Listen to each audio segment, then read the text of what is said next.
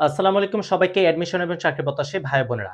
সাম্প্রতিক বিষয়াবলীর আরো একটি জিকে ক্লাসে আপনাদের সকলকে স্বাগত জানাচ্ছি। আপনারা সকলেই জানেন সাম্প্রতিক সময়ে নানা রকম ঘটনা ঘটছে। তার মধ্যে বেশ কয়েকটি উল্লেখযোগ্য ঘটনা হচ্ছে কি একটা বাজেট দেওয়া হয়েছে। ফিফা ২০২৬ বিশ্বকাপ যে ফুটবল এটা শুরু হয়েছে। সো এরকম আরো নানা রকমের বিষয়গুলো শুরু হয়েছে বা ঘটে যাচ্ছে। সো তেমনই কিছু বিষয় নিয়ে আজকে আমরা কথা বলব। তাহলে চলুন দেরি না করে আমরা ক্লাসটা শুরু করে দেই। ১ নম্বর আমরা যদি দেখি যে কি আছে যে নারী সাফ চ্যাম্পিয়নশিপ ২০২৬ এ রানার্স আপ হয় কে বাংলাদেশ এবং কথা হচ্ছে তাহলে বিজয়ী কারা হলো? চ্যাম্পিয়ন হয়েছে ভারত।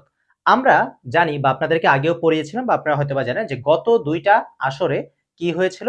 বাংলাদেশ নারী জাতীয় ফুটবল দল তারা কি হয়েছিল? যে চ্যাম্পিয়ন হয়েছিল। কিন্তু তৃতীয়বারের মতো মানে তাদের হ্যাট্রিক করা আর হলো না। তারা তৃতীয়বারের মতো কি রানার্স আপ হয়ে গেল ভারতের কাছে হেরে। ৩-১ গোলে তারা হেরেছে। ওকে। তারপর ফ্রেঞ্চ ওপেন এর নারী এককে চ্যাম্পিয়ন হয়। আরেকটা হচ্ছে ফ্রেঞ্চ ওপেন ২০২৬ পুরুষ এককে কি চ্যাম্পিয়ন হয়। তাহলে নারী এককে চ্যাম্পিয়ন হয় হচ্ছে কে? মীরা আন্দ্রিভা এবং সে মাত্র ১৯ বছর বয়সী, সবচেয়ে কম বয়সী, ঠিক আছে? ১৯ বছর বয়সে কি সে ফ্রেঞ্চ ওপেন যে এই এই টেনিসের এখানে সে কি হয়ে গেল?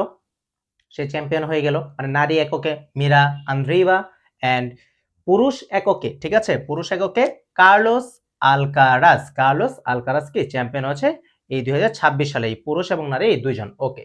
৪ নম্বর বিশ্বের প্রথম ট্রিলিয়নার আমরা ইলন মাস্কের নাম কিন্তু সবাই শুনেছি। স্পেস এক্স, টুইটারের যার বর্তমান নাম হচ্ছে এক্স এর মালিক।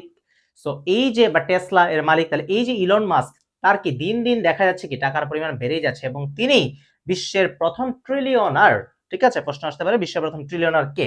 Elon Musk. আচ্ছা, ২০২৬-২৭ অর্থ বছরে মোট বাজেটের আকার, ঠিক আছে, বাজেট দেখা গিয়েছে ২৪-২৫ একটা ছিল, ২৫-২৬ একটা, ২৬-২৭ কি আরেকটা। তবে ২৬-২৭ কিন্তু বাজেটের পরিমাণটা কমেছে কি যে ৯,৩৮,০০০ কোটি টাকা বাজেটের যে আকারটা দাঁড়িয়েছে ২৬-২৭ অর্থ বছরে।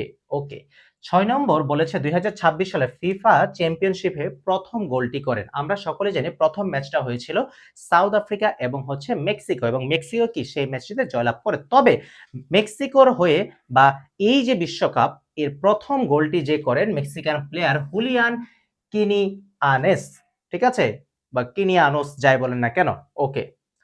দেন ৭ নম্বর বর্তমান সরকারের ঘোষণা অনুযায়ী এই যে ফ্যামিলি কার্ড, এই ফ্যামিলি কার্ডটা পাবে কত লক্ষ পরিবার? ফ্যামিলি কার্ডটা পাবে হচ্ছে ৪১ লক্ষ পরিবার এবং কৃষক কার্ড পাবে হচ্ছে ৪২ লাখ কৃষক, ঠিক আছে? কৃষক কার্ড পাবে কত? ৪২ লাখ কৃষক। ওকে।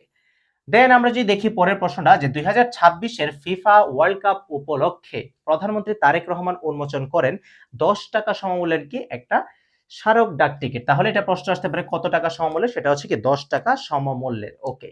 চলতি বছরে যে মেগা প্রকল্পে সবচেয়ে বেশি বাজেট বরাদ্দ দেওয়া হয়েছে, সবচেয়ে বেশি কি?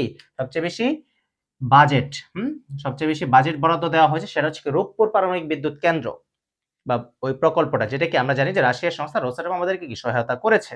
হ্যাঁ, এবং এটা দেখা যায় পুরোপুরি একদম যখন চালু হবে জাতীয় গ্রিডে কিন্তু অনেক পরিমাণ বিদ্যুৎ আমাদের এড হবে। ওকে।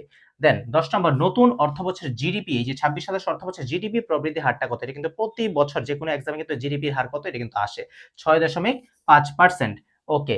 পারমাণবিক অস্ত্র ব্যয় বর্তমানে শীর্ষে পারমাণবিক অস্ত্র। তাহলে এই যে দেখে পারমাণবিক বা ধ্বংসযজ্ঞ এগুলো তো অলওয়েজ জানি আমরা কি দেখা যায় বরাবর কি ইউএসএ সবার উপরে থাকে। সো যে কথা সেই কাজ, পারমাণবিক অস্ত্র ব্যয়ে বর্তমানে শীর্ষে রয়েছে কি? ইউএসএ, ঠিক আছে, বা ইউনাইটেড স্টেটস অফ আমেরিকা, যুক্তরাষ্ট্র। ওকে। ১২ নম্বর দেখেন যে ২০২৬ বিশ্বকাপ ফুটবলে অংশ নিয়েছে ৪৮টি দল। তাহলে কয়টা দল? প্রথমবারের মতো বিশ্বকাপ ফুটবলের ইতিহাসে এই প্রথম সবচেয়ে বেশি দল কি অংশ নিয়েছে। দেখা যায় গতবার যা ছিল তার থেকে আরো ১৬টি দল বেশি অংশ নিয়েছে। তাহলে ৪৮টি দল কি এই প্রথমবারের মতো এত দল অংশ নিয়েছে। দেন ২০২৬ বিশ্বকাপ ফুটবলে অফিসিয়াল যে নাম ফুটবলের নাম হচ্ছে ট্রায়োন্ডা। এটা আমার পেজে একটা এমসিকিউ দিয়েছিলাম, আজকে এখানে তাও আলোচনা করলাম ক্লাসের মধ্যে। দেন সর্বশেষ যেটা ১৪ নাম্বার আন্তর্জাতিক শিশু শ্রম প্রতিরোধ দিবস হচ্ছে ১২ই জুন। যেমনটা আপনাদের সবসময় বলি যে প্রতি মাসে কিছু না কিছু দিবস থাকে এবং সেই দিবসগুলো পড়ে ফেলবেন, কারণ চাকরি বাকরি পরীক্ষায় বা যেকোনো প্রতিযোগিতামূলক পরীক্ষায় দিবস থেকে কিন্তু প্রশ্ন আসে। সো এই ছিল আজকে আমার আয়োজন সাম্প্রতিক বিষয়াবলী নিয়ে। আশা করি সকলে ক্লাসটি করে উপকৃত হয়েছে এবং পরবর্তী কোনো ক্লাসে আপনাদের সকলের সাথে আবারও দেখা হচ্ছে ইনশাআল্লাহ।